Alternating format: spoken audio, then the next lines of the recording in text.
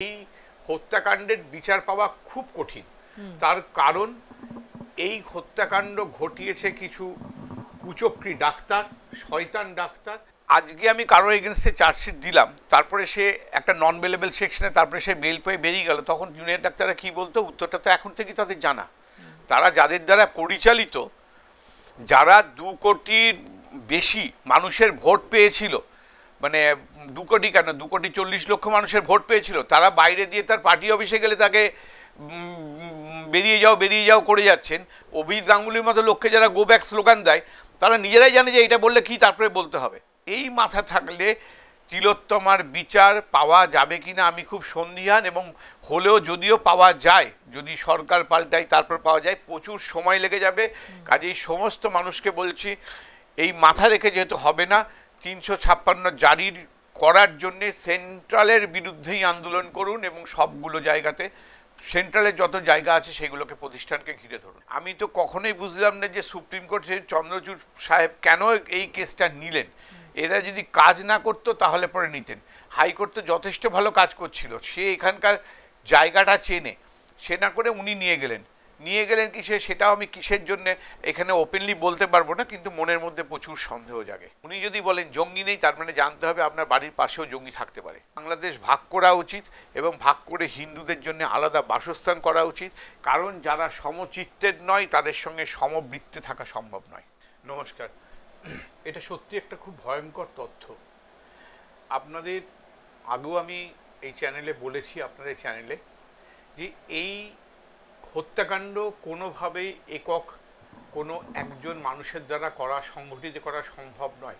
তাহলে আমাদের FSM বইটাই ছুঁড়ে ফেলে দিতে হয়, ফরেন্সিকের বইটাই ছুঁড়ে ফেলে দিতে হয়, কারণ এটা সম্ভব নয় কোনোভাবেই, যদি না সে মহিলা একদম অচেতন হয়ে থাকেন বা তিনি মৃত অবস্থায় থাকেন, আদারওয়াইজ পসিবল নয়। কাজেই একাধিক ব্যক্তি এখানে ছিলেন, উপস্থিত ছিলেন, CSFL রিপোর্ট সেটাই প্রমাণ করছে। এবং সেখানেতে আমরা আগেও বলেছি যে এই হত্যাকাণ্ডের বিচার পাওয়া খুব কঠিন। তার কারণ এই হত্যাকাণ্ড ঘটিয়েছে কিছু কুচক্রী ডাক্তার, শয়তান ডাক্তার, এবং তথ্য লোপাট করছে পুলিশ, এবং মাথার মধ্যে পরিচালনা করছেন একটা কুচুটা দুর্বৃত্ত, একটা মাথা এটা পরিচালনা করছে। কাজে এখান থেকে বের করে নিয়ে আসা CBIর পক্ষে সত্যিই খুব কঠিন কাজ, কিন্তু আস্তে আস্তে তো অনেকটাই বেরোবে, সময় লাগবে। তাড়াতাড়ি করে কখনোই এই জিনিসটা করা সম্ভব নয়। তথ্য লোপাট করার এটা আরও একটা ইঙ্গিত, কোনো একটা জায়গায় ল্যাবেতে কন্টামিনেশন হওয়া কোনোভাবেই সম্ভব নয়, কোনোভাবেই সম্ভব নয়।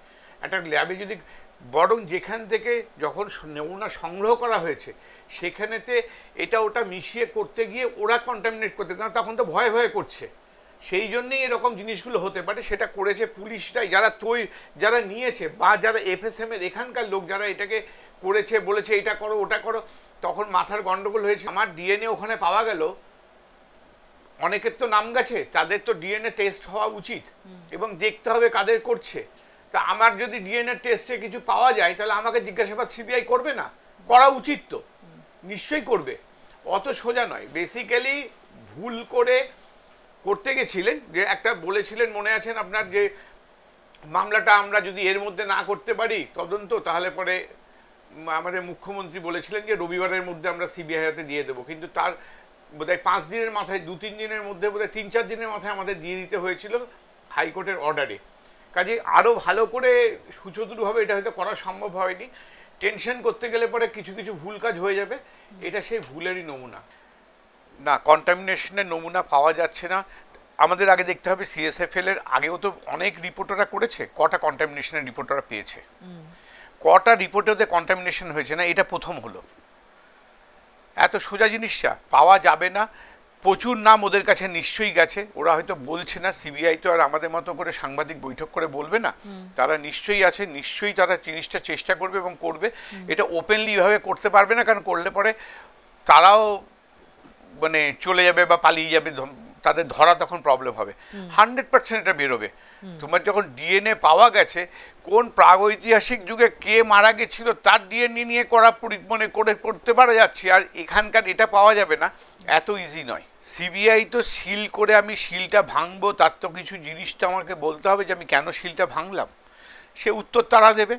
আমি সিবিআই তদন্তকারী অফিসার নই, তাদের ইনভেস্টিগেশনের কি করে করেন আমি বলতে পারবো না, কিন্তু যদি কিছু তারা সিল ভেঙে থাকেন বা করে থাকেন, করে দিয়ে তারপরে ভাঙেন, যদি তাদের মনে হয় যে এখানে কিছু হয়নি, তার উত্তর তাদের হাইকোর্টে দিতে হবে, কারণ এটা কোর্টের নির্দেশেই এটা হচ্ছে। এটা প্রথম বেসিক জিনিস। সিবিআইয়ের পক্ষে এই তদন্তটা করা খুব কঠিন। আপনি দেখবেন যখন ভোটের সময় যারা আসে, আমাদের সেন্ট্রাল বাহিনী পাঠাতে হয়, তাদেরকে পরিচালনা করে রাজ্যের পুলিশ, যেখানে গন্ডগোল নেই সেইখানেই তাদের পাঠিয়ে দেয়, এই রকমই করে। ঠিক সিবিআই যারা অফিসার আছেন তারা আমাদের ভাষা অত ভালো করে বুঝবেন না, বাইরে থেকেই এসছেন, তাদেরকেও এরা তো সংবিধান প্রণেতা বা যারা করেছিলেন তারা তো বোঝেননি যে রাজ্যের পুলিশ তদন্তের ক্ষেত্রে এই রকমভাবে ব্যাহত করার জন্য ইচ্ছাকৃতভাবে ব্যাহত করবেন। কাজেই তাদের ভুল পথে পরিচালিত করা তাদেরকে অনেক সোজা, কিন্তু আমার মনে হয় তারা এত মানে এই ধরনের তদন্ত করতে করতে এতটাই অভিজ্ঞ হয়ে গেছেন, এইগুলো থেকে কাটিয়ে উঠবেন। আপনারা 3-4টে জিনিস দেখুন, এটা প্লেস অফ অকারেন্স ওই জায়গায় নয়, এটা প্রমাণিত সত্য, এটা আগেই প্রমাণ হয়ে গেছে, প্লেস অফ অকারেন্স ওখানে নয়, এটা পাওয়া গেছে আমাদের এই রিপোর্টগুলোতে পাওয়া গেছে। দ্বিতীয়ত, রাজ্য সরকার শুনেছি যাদের যাদের ডাকতে পাঠানো হবে, যে রাজ্য সরকারের কর্মচারী যারা আছেন তাদেরকে ডাকার জন্য পারমিশন দিচ্ছেন না। আমাদের মুখ্যমন্ত্রী যেদিন হত্যাকাণ্ড হয়েছিল সেদিন বিনীত গোয়েলের সঙ্গে বহু রাত্রি পর্যন্ত কথা বলেছেন, উনি নিজে সেটা বলেছেন। আমি জানি না সেটা যুক্তি কি, উনি অনেক বিনীত 2টো না 2:30 পর্যন্ত নাকি বিনীত গোয়েলের সঙ্গে উনি কথা বলেছেন। এগুলো তো এর মধ্যে নিয়ে আসতে হবে, তাহলে ওনাদেরকে ইন্টারোগেট না করলে সম্ভবত এই জিনিসগুলো সম্পূর্ণ বেরোনো যাবে না, কী কথা বলার ছিল তার সঙ্গে, এই জিনিসটা বার করতেই হবে। রাজ্য সরকার যদি না চায় ওদের পক্ষে এটা অনেক কঠিন হবে। শুধু এই রকম ধরনের জিনিস বলে তো লাভ নেই। আপনার কোনোদিন কোনো মামলার তদন্তে আপনি, আপনার মনে আছে কিনা জানি না কো, সাঁইবাড়ির যে হত্যাকাণ্ড হয়েছিল, এটা সম্ভবত 1971 সালে 70 সালে হয়েছিল বর্ধমান শহরে। 17 তারিখে হয়েছিল, আর 16 তারিখে আপনার 16ই মার্চ আপনার অজয় মুখার্জির সরকার, সুশীল ধারার সরকার, অজয় মুখার্জির সরকার সেদিন পদত্যাগ করেছিলেন, এবং 17 তারিখে সাঁইবাড়ির হত্যাকাণ্ড হয়েছিল। মৃগনয়না দেবী, যার মা, তার একটা বাচ্চার অমর্তনা অমৃত বলে একটা বাচ্চার অন্নপ্রাশনের কথা ছিল, বর্ধমান শহরের বুকেতে সেদিন সিপিএম 17 তারিখে বন্ধ রেখেছিল। এই বন্ধ দেখার পরে, তারপরেতে যখন বন্ধ দেখা হয়, ওরা ওখানেতে বাজি ফোটাচ্ছিল সেই বাচ্চাটার নামকরণের অনুষ্ঠানে, তার দিদির ছেলের এবং তখন ওরা একগাদা লোক ঢুকে ওদের বাড়ির প্রত্যেকটা, মলয় সাঁই, তারপরে বিজয়, প্রণব, এদের প্রত্যেককে হত্যা করে, এবং জিতেন রায় বলে আরেকজন তাদের টিচার, তাদেরকে বাড়ির মধ্যে হত্যা করে, এবং ওই রক্তমাখা ভাত মৃগনয়না দেবীকে খেতে বাধ্য করা হয়। সেখানে কাদের কাদের নাম ছিল আপনি জানেন? যাদের কাদের নাম ছিল, এইটা তো আপনাকে প্রথমে জানতে হবে কাদের কাদের নাম ছিল এখানেতে। তাদের মধ্যে যাদের যাদের নাম ছিল তারা কিন্তু পরে অনেকেই মিনিস্টার হয়ে গেছেন। রামনারায়ণ গোস্বামী, যিনি এমপি হন। আমাদের শিল্পমন্ত্রী ছিলেন নিরুপম সেন, যিনি খোকন নামে তার পরিচিত, তার নাম ছিল 63 নম্বরে এফআইআর। এবং আপনার বিনয় কোঙারের নাম ছিল 11 নম্বরে। এবং আপনার আরও কতগুলো, যে মানিক রায়, যিনি পরে হুগলির সাংসদ হয়েছিলেন, নামটাই পাল্টে, এটা কিন্তু প্রমাণিত সত্য। এবং তখন যারা এসপি ছিলেন, তরুণ দত্ত পরে মুখ্য সচিব হয়েছিলেন, এবং আরেকজন আপনার যে ছিলেন ওই রমেন ভট্টাচার্য, যিনি এসপি ছিলেন, না জানি এসপি ছিলেন রমেন ভট্টাচার্য, যিনি আইজি বেঙ্গল হয়েছিলেন, আর তরুণ দত্ত হয়েছিলেন মুখ্য সচিব। একজনেরও কোনো বিচার হয়েছে? সবগুলোই তো ছাড়া পেয়ে গেছে। কাজে তথ্য লোপাট করা তখন থেকেই চলছে, যে যেরকম ক্ষমতা তখন সেরকমভাবে করেছে। এখন বলে লাভ নেই এই জিনিসটা হয়েছে, এটা সংবিধান প্রণেতাদের ভুল। এই জিনিসটা যারা তথ্য লোপাট করতে পারছে, এই মাথাদের রেখে কোনো দিন আরজি করের বিচার হতে পারে না।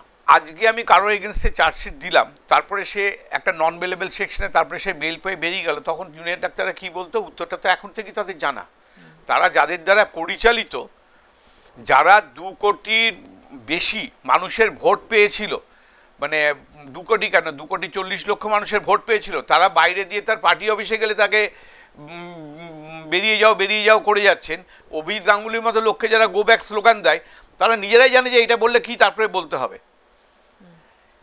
তারা নিজেরাই জানে যে ওই মাথাটাকে রেখে কোনোদিন এই বিচার পাওয়া সম্ভব নয়। তাহলে মাথাটাকে রাখে, তাহলে তোমরা যখনই ওইটা বলছো তার মানে তুমি আরেকজন লোক যাদের তোমার সঙ্গে ঢুকেছে তাদের ভোট বাড়াবার জন্য বলছো। একদম এইটাই হচ্ছে নেক্সাস। এই যে সবসময় সব জায়গায় সেটিং বলে না, এটাই হচ্ছে সেটিং। তৃণমূলের সঙ্গে সিপিএম এর সেটিং। এই যে দুজনে মিলে একটা বলবে, তাহলে ভোটটা কিছু কাটাকাটি হবে, আমাদের ভোট এলে পরে আরেক দল পাবে না, যারা এমনি বিচারধারা যেটা সত্যিই করতে পারতো তাদের ভোট পাবে না, তাদের ভোট কমে যাবে, মানুষ তাহলে আমাদের দিকে কিছুটা আকৃষ্ট হবে। এটাকেই সেটিং তত্ত্ব, এইটাই সেটিং, অন্য কোনোটা সেটিং বলা যায় না, সম্ভব নয়। সিবিআইকে এইভাবে একটা, সিবিআই মারারও অধিকার নেই, সে যেখানে পিটিএ করবে তারও কোনো উপায় নেই। তো এটাই সেটিং তত্ত্ব, এই জিনিসটাই করছে। আপনার 356 ধারা জারি করতে হবে, প্রত্যেকটা কেন্দ্রীয় সরকারি অফিস ঘেরাও করুন, 356 ধারা প্রয়োগ করতে হবে। এটা জনমানুষ যেরকমভাবে নবান্ন চলো অভিযান হয়েছিল, 356 প্রয়োগ করতে হবে, এই হিসেবে করুন। এইটা করে যদি কেন্দ্রীয় সরকার যদি তখন না করতে পারে, তখন আমি বুঝবো যে হ্যাঁ সেটিং তত্ত্ব মানবো, তার আগে আমি সেটিং তত্ত্ব মানবো না। প্রত্যেকটা মানুষকে নেমে আসতে আহ্বান জানানো উচিত যে 356-র জন্য প্রত্যেকটা কেন্দ্রীয় সরকারি যতগুলো জায়গা আছে সব ঘেরাও করুক।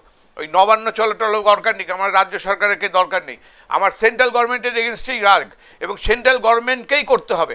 যদি করতে হয় 356 ধারা জারি করতে হবে। মাথা না সরলে জীবনও কখনো চলবে না, কোনো দিনই হবে না। চলে তিলোত্তমার বিচার, এই মাথা থাকলে তিলোত্তমার বিচার পাওয়া যাবে কিনা আমি খুব সন্দিহান, এবং হলেও যদিও পাওয়া যায়, যদি সরকার পাল্টায় তারপর পাওয়া যায়, প্রচুর সময় লেগে যাবে।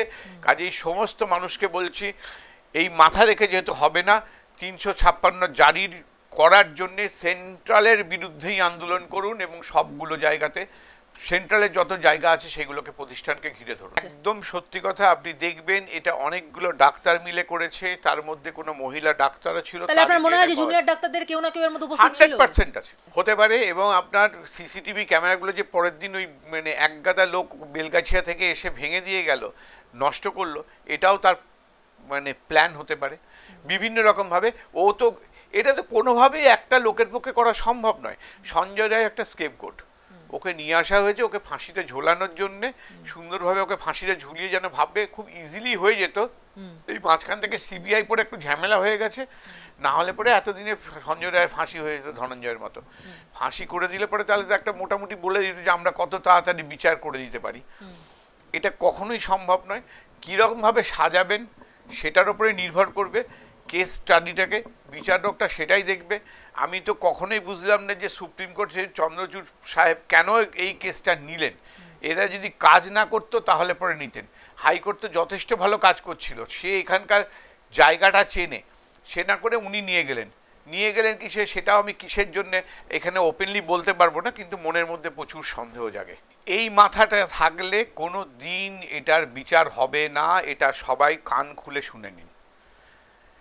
এই রাজ্য সরকারের পরিচালনার অধীনে এটা কোনোদিন বিচার হতে পারে না। সিবিআই রাজ্যে আছে, আপনি যদি আপনি একজন রাজ্য সরকারের অফিসার, আমি আপনাকে ইন্টারোগেট করতে চাইছি, আমি যদি আপনাকে পারমিশন না দিই, এটা সংবিধানের ভুল। সেই জন্যই বলছি তো 356 করে এই সরকারকে না ফেলে দিলে কোনোদিন তিলোত্তমা বিচার পাবে না।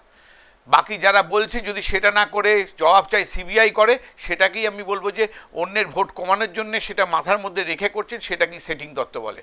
সেটিং তত্ত্ব তোমরা করতে যাও তাহলে পরে মানুষ ডাকুক, 356-র জন্য ডাকুক, কেন্দ্রীয় সরকারের অফিস ওই করুক, এবার দেখবো কতজন যায়। তখন যদি না যায় তাহলে কিসের সেটিং না কিছু জল পুরোপুরি ভালোভাবে বোঝা যাবে। আদারওয়াইজ এটা সম্ভব নয়।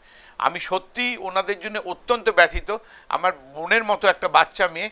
এবং এটাও জেনে রাখেন, আপনি কেউ এই রাজ্য সরকারের অধীনে নিশ্চিন্তে থাকতে পারবো না। কে দুষ্টু লোক আর কে সৎ লোক।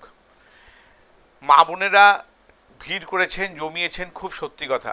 দেখুন এখন ভয়ে ভয়েও তারা যাবে, তাদের মনের মধ্যেও ভালোভাবে তারা জানে যে দুষ্টু লোককে, আর দুষ্টু লোক কী বললে কোনটাকে আমি বুঝবো। একটা কথাও তো সত্যি বলেন না, একটাও কথা সত্যি বলেন না। যে সত্যিই বলে না দুষ্টু লোক, মানুষ জানে কে, ওনার কথার কোনো দামও নেই। ওখানে ভিড় হতে পারে কিন্তু মানুষ সেটাতে বিশ্বাস করবে না। এবারে যেটা মানে হ্যাঁ, এর প্রতিফলনটা ভোটে হয় না, এটা হচ্ছে সব থেকে বিরক্তিকর ব্যাপার। আমি মানে 100% শিওর যে এই রকম ভোটে প্রতিফলন হওয়াটা উচিত নয়, কিন্তু ওনারা বারবার জিতে যান। সেই এখন জিতে গেছেন, তারপরে তো ওই ভদ্রলোক যিনি জিতেছিলেন উনিও মারা গেছেন, এখন সেইখানে তো একবার গিয়ে একবার কথা বলতে হবে। ওনার সে সাহসটা যদি তখনই দেখাতেন, যিনি উনি অত্যাচার হয়েছে, মানুষরা ধর্ষিত হয়েছে, মায়েরা, আমাদের মা বোনদের ইজ্জত লোটানো হয়েছে, সেই সময় যদি উনি যেতেন তাহলে বুঝতাম ওনার বুকের পাটা আছে। উনি গেছেন একটা কিছু বলে লোককে একটা ভরিয়ে দিতে গেছেন, সান্টা ক্লজ সেজে গেছেন। তার কতটুকু এফেক্ট পাবে মানুষ নিজেরাও বুঝতে পারবে। সান্টা ক্লজের টাইম এসছে, উনি একটা গিয়ে উপহার দিতে গেছেন, কিছুই করবেন না সবাই জানে, একটা মিথ্যাচরণ করতে গেছেন, কোনোদিন নন, এটা হবে না। আমার তো বলছি বুকে দম থাকলে সেই সময় যখন লোকেরা জেগে উঠেছিল সেই সময় যেতে পারতেন, তবেই বুঝতাম যে হ্যাঁ আপনার নেতাজির মতো বীরত্ব আছে। আর এখন গিয়ে আপনার কোনো বীরত্বের কোনো ওইটা প্রতিদান বা পরিমাণে আপনার বীরত্বের আমি কিছু ছবিও দেখতে পাচ্ছি না। শেখ শাহজাহানকে উনি জানেন যে কি করেছেন, সবটাই জানেন। এখন শেখ শাহজাহান বললে আবার ওই পুরনো চিন্তা ভাবনাগুলো মায়েদের মনে যদি জেগে ওঠে তাহলে আরো বেশি প্রবলেম। তার থেকে ভাতারাই দাও, শেখ শাহজাহানকে সরিয়ে রাখো। শেখ শাহজাহান বললেই তো অত্যাচারের কথাটাই মনে আসবে মা বোনেদের। আবার যদি ফুসে ওঠে তার থেকে বাবা বলো তুমি ভাতা নাও, শেখ শাহজাহানটা সরিয়ে রাখো। স্বাভাবিক শেখ শাহজাহানের কথা উনি বলবেন না এখন। উনি কলকাতা বলতে বোধহয় ওনার এইটুকু এরিয়াটুকু ভেবেছেন। কলকাতায় জঙ্গি নেই, মানে কলকাতাতে একবার রশিদ খানের বিশাল বড় বোম ব্লাস্ট হয়েছিল পুলিশের নাকের ডগায়। উনি তো যা যা কথা বলেন সব আমাদের মানসিকতাকে খুব চাঞ্চল্য তৈরি করে। যেমন আমরা সংখ্যালঘু সব থেকে, উর্দুভাষী সব থেকে বেশি হবে, এইসব কথাগুলো বলেন। ওনার কথা ধর্তব্যের মধ্যে নন। আর তাছাড়া তৃণমূলে যারা আছে সবাই মিথ্যেবাদী, ওরা যা বলে তা উল্টোটাই ধরতে হয়, এটা মানুষ এখন বুঝে গেছে। উনি যদি বলেন জঙ্গি নেই, তার মানে জানতে হবে আপনার বাড়ির পাশেও জঙ্গি থাকতে পারে। বিবিসির যাতে হয়েছিল, বিবিসি একখানা ওই করেছিল, তাতে সবাই ওই দিয়ে তার প্রথম বিশ্বকবি প্রথম হচ্ছেন মুজিবুর রহমান, সব থেকে বেশি ভোট পেয়েছিলেন। তারপরে হচ্ছে রবীন্দ্রনাথ ঠাকুর, 17 নম্বরে আছেন বিবেকানন্দ, 3 নম্বরে আছেন নজরুল। তো এটা হচ্ছে সংখ্যাতত্ত্বের ব্যাপার। আমাদের সংখ্যায় বেশি, তারা ঠিকমতো করে ভোট দেয়। তার জন্যে তারা যদি রবীন্দ্রনাথকে চেতনা থেকে হারিয়ে দেওয়াটা অত সোজা নয়, এটা করতেও পারবে না। আমি তো ওই লোকগুলোকে সত্যি কথায় মানুষ বলেই মনে করি না। এবং আমাদের পশ্চিমবঙ্গের মানুষ ভাবুক যে আমরা কাদের সঙ্গে আছি, কারণ এখানেও আপনি যদি এদের মতো লোকদের কিছু জিজ্ঞেস করেন, আমি কিন্তু অনেককে জিজ্ঞেস করি, না বাংলাদেশে অতটা হচ্ছে না, এটা কিন্তু আমি শুনেছি, এই জিনিসটা শুনেছি। আমি যাদেরকেই জিজ্ঞেস করেছি সেখানে অতটা হচ্ছে না যতটা বলছে না। দেখুন, যারা সমচিত্তের নয় তাদের সঙ্গে সমবৃত্তে থাকা সম্ভব নয়। এটা বাংলাদেশে বারংবার অত্যাচার হচ্ছে। আমি জানি না, সেন্ট্রাল গভর্নমেন্টের তো অ্যাকশন নেওয়া উচিত, কিন্তু সেটা হয়তো এটা তো এইরকমভাবে হবে না যে সঙ্গে সঙ্গে হবে, আর সম্ভব নয়। কারণ আপনি ভালো করে ভেবে দেখুন, যখন অপারেশন সার্চলাইট হয়েছিল তার অনেক দিন পরে, 5-6 মাস পরে কিন্তু ইন্দিরা গান্ধী আক্রমণ করেছিলেন, যখন প্রথম আক্রমণটা পাকিস্তানের দিক থেকে এসেছিল। কাজে যুদ্ধ একটা এরমভাবে হয়তো যাবে না, অন্যান্যভাবে হয়তো করার চেষ্টা করছেন। তাও আমার মনে হয় যে বাংলাদেশ ভাগ করা উচিত, এবং ভাগ করে হিন্দুদের জন্য আলাদা বাসস্থান করা উচিত। কারণ যারা সমচিত্তের নয় তাদের সঙ্গে সমবৃত্তে থাকা সম্ভব নয়।